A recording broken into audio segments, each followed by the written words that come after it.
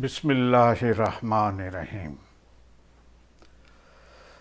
कहते हैं कि हज़रत दाऊद अलैहिस्सलाम के ज़माने में एक आदमी मुसाफरी के लिए जा रहा था एक गांव से दूसरे गांव। तो उसने सोचा कि मेरे पास जो कीमती हीरे हैं मैं अपने दोस्त के पास अमानतन रखवा देता हूँ और फिर मैं वापस आऊँगा तो फिर मैं उससे ले लूँगा। ये सोचकर वो अपने दोस्त के पास गया और उसको बताया कि भाई मैं कुछ हफ्तों के लिए बाहर जा रहा हूँ, तो बराए मेहरबानी ये ज़रा मेरी अमानत आप संभाल लें, हीरे हैं कुछ, वापस आऊँगा तो आपसे ले लूँगा। उसने कहा सही है। वो चला गया परदेश और यहाँ ये आदमी की नीयत खराब हो गई। उससे सोचा कि और कोई तो गवाह है नहीं, क्यों ना इसके हीरे हड़प कर लिए जाएं। जब वो मुसाफरी से वापस आया और उसने आकर अपने हीरे वापस मांगे तो वो आदमी इसको कहने लगा, कौन से हीरे, कौन से हीरे की बात कर रहे हो आप, यानी अनजाना बन गया। तो वो कहता है कि यार वो जो मैं तुम्हारे पास छोड़ कर गया था वो हीरे। बोले कब छोड़ कर गए थे? इसने कहा यार कमाल है, क्या याद नहीं है, भूल गए हो? अरे मैं जब मुसाफरी पे जा रहा था तब मैंने आपको हीरे दिए थे, तो आप मुझे लौटा दें। तो वो कहने लगा कैसी बात कर रहे हैं, मेरे पास तो कोई हीरे नहीं है। तो वो कहने लगा यार मजाक ना करें, मेरा दिल बैठा जा रहा है, आप मुझे हीरे दे दें। तो वो आदमी कहने लगा भाई मेरे पास कोई हीरे वीरे नहीं है। तो उसने कसम खाई कि भाई खुदा की कसम मैंने तुमको दिए हैं। तो वो कहता है कि मैं भी कसम खाता हूं तुमने मेरे को हीरे नहीं दिए। अब वो बात बढ़ी, क्योंकि गवाह तो कोई था नहीं, लिखत पढ़त तो कोई थी नहीं। वो आदमी बिल आखिर हज़रत दाऊद अलैहिस्सलाम के पास चला गया और दाऊद पैगंबर को सारी दास्तान सुनाई। दाऊद पैगंबर ने फरमाया कि ठीक है, मैं उसको अपने दरबार में बुलाता हूँ, दोनों बातें करना तो पता चलेगा कि क्या हकीकत है और क्या नहीं। उसको भी बुलाया, वो भी आया और वो भी बात करने लगा कि खुदा की कसम या पैगंबर इसने मुझे हीरे नहीं दिए। वो हैरान और वो कहता है कि बादशाह सलामत के सामने झूठ बोल रहे हो, मैंने तुमको हीरे दिए संभालने के लिए। उसने कहा कैसी बात कर रहे हो, कोई हीरे वीरे नहीं दिए हैं। बड़ी बहस और मुबाहिसा हुआ। तो उस जमाने में कहते हैं कि आसमान से एक जंजीर लटकती थी, इंसाफ की जंजीर के नाम से मशहूर थी। तो कहते हैं कि जब कभी भी ऐसा केस आए कि जिसमें कोई लिखत पढ़त नहीं, जिसमें कोई डॉक्यूमेंट्स नहीं, जिसमें कोई गवाह नहीं और दोनों पार्टियां बज़िद हो कि मैं कसूरवार नहीं हूं, तो फिर उनको उस मैदान में ले जाया जाता जहां पर ये रस्सी लटक रही होती। सारे लोग आते और जो सच्चा होता कुदरती जंजीर उसके हाथ में आ जाती, जो झूठा होता वो जैसे ही हाथ बढ़ाता जंजीर ऊपर चली जाती। अब बात दाऊद अलैहिस्सलाम ने फरमाया कि ठीक है, मैं तुम्हें उस जगह पर बुलाता हूं, दोनों को जंजीर पकड़ना, जो सच्चा होगा उसके हाथ में जंजीर आ जाएगी। ठीक है। अब वो रोज का इंतजार करने लगे। जो चोर था उसे मालूम था कि मेरे हाथ में जंजीर आने वाली नहीं है। वो जानता था क्योंकि सदियों से ये चला आ रहा है कि झूठे के हाथ में कभी जंजीर नहीं आती थी।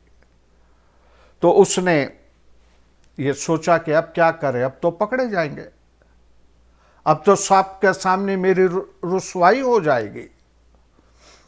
तो शैतान ने उसको बहकाया और उसने क्या किया कि जो लकड़ी है, जो बूढ़े वगैरह लेके चलते हैं सहारे के तौर पर, ऐसी एक लकड़ी ले ली और लकड़ी को बीच में से खोखला कर दिया, बीच में से खोखला कर दिया और फिर उसके अंदर हीरे डाल दिए और हीरे डाल के ऊपर से बंद कर दिया। और फिर वो लकड़ी जैसे बूढ़े लेके चलते हैं ऐसे ही वो लकड़ी लेके मैदान के अंदर आया। तो पहले उस आदमी से कहा गया कि तुम ये जंजीर को पकड़ो, यानी जिसके हीरे थे। तो वो आदमी ने दुआ की, दुआ के लिए हाथ उठाया और कहता है कि ए रब्बुल इज़्ज़त, तू जानता है कि मैं सच्चा हूं और हीरे मैंने इसको दिए थे, लेकिन ये झूठ बोल रहा है। तो खुदावंदा सच का हमेशा बोलबाला होता है, ये जंजीर मेरे हाथ में आनी चाहिए। और बिस्मिल्लाह करके हाथ बढ़ाया, जंजीर इसके हाथ में आ गई। अब दूसरा जो चोर था, आपको पता है, उसने सारे हीरे लकड़ी में रखे हुए थे। वो लकड़ी के सहारे मैदान में आया और उस आदमी को जिसके हीरे थे उसके हाथ में लकड़ी थंबा दी, का ज़रा संभालना, 2 मिनट में जंजीर पकड़ता हूँ। वो उसके हाथ में देकर फिर दिल में कहता है कि खुदावंदा तू जानता है इसके हीरे मैंने इसको लौटा दिए, तू जानता है इसके हीरे मैंने इसको लौटा दिए। कहते हैं कि जब उसने हाथ उठाया, जंजीर हमेशा के लिए ऊपर चली गई, हमेशा के लिए। इसका मतलब यह है कि इंसान कोशिश करता है कि खुदा से भी ज़्यादा होशियार हो जाए, खुदा से भी ज़्यादा अक्लमंद हो जाए और नाउज़ुबिल्लाह खुदा को भी डोज देने की कोशिश करे। लेकिन खुदा तो वादहु ला शरीक है। खुदा तो हमारे दिलों के भेद भी जानता है, हमारे दिल की धड़कनों के अंदर क्या है वो भी जानता है, हमारी शेरक से भी करीब है। फिर भी ये जानते हुए भी लोग झूठ बोलते हैं, लोग खुदा को धोखा देते हैं।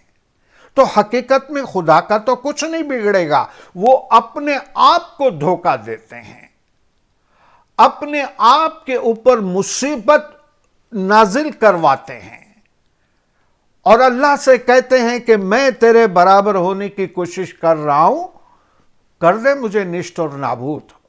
यही बात हुई ना। आज इतना टाइम हो चुका है, उसके बावजूद इंसान की माली हैसियत के हिसाब से, खास करके पैसे के हिसाब से या पैसे के वास्ते, आज इंसान खुदा को हाजिर नाजिर समझकर कसमें खाता है। हमारी अदालतों में कुरान पे हाथ रखते हैं और जहां पर भी अदालतें हैं वो लोग अपनी जो पाक किताबें हैं उसके ऊपर हाथ रखवा के कसम खा के वो बात शुरू करते हैं। लेकिन मुझे बताइए कितने लोग सच बोलते हैं, कितने लोग सच बोलते हैं, कितने लोग अपने दिलो दिमाग से खुदा की वहदानियत को कबूल करते हैं। कितने लोग मानते हैं कि मैं यहां पे झूठ बोलूंगा, यहां पे अगर मैं बच भी गया तो आखिरत में मैं नहीं बचूंगा। क्या ये हर कोई नहीं मानता? क्या ये कोई हर कोई नहीं जानता? उसके बावजूद चंद सिक्कों के खातिर, चंद माली फवाइद के खातिर वो कहते हैं कि अल्लाह को भी बेचकर आ जाते हैं। हमारी अदालतों में आज क्या होता है? यही कुछ, बल्कि यूं कहिए कि लोग कहते हैं कि मैं झूठ के सिवा कुछ नहीं बोलूंगा। झूठ का पलंदा और ऐसा झूठ का पलंदा कि शैतान भी शर्मा जाए, शैतान भी हमारे ऊपर फख्र करे कि वाह क्या इंसान है, ये तो मेरे से भी 2 कदम आगे निकला। इसीलिए कहा ना कि हंसी आती है मुझे हजरत इंसान पर, बद आमाल तो खुद करे, लानत भेजे शैतान पर। वही बात। तो आज हमारी सोसाइटी, हम लोगों ने जो सोसाइटी बनाई है, हमने जो मुआशरा बनाया है, जिस किस्म का मुआशरा हमने क्रिएट किया है, वो सब झूठ का पलिंदा, सब झूठ का पलिंदा। और ऐसे ऐसे गुनाह इंसान कर रहा है कि तौबा तौबा, अल्लाह की तौबा, अल्लाह की पनाह, ऐसे गुनाह कर रहा है। चूंकि मैं ये चाहता हूं कि ये वीडियो हमेशा छोटी रखूं, इसलिए मेरे जहन में अभी भी बहुत सी बातें आ रही है, लेकिन इंशाअल्लाह फिर कभी आपके खिदमत में पेश करूंगा। उस वक्त तक के लिए इजाज़त दीजिए। खुदा हाफिज। जियो और जीने दो।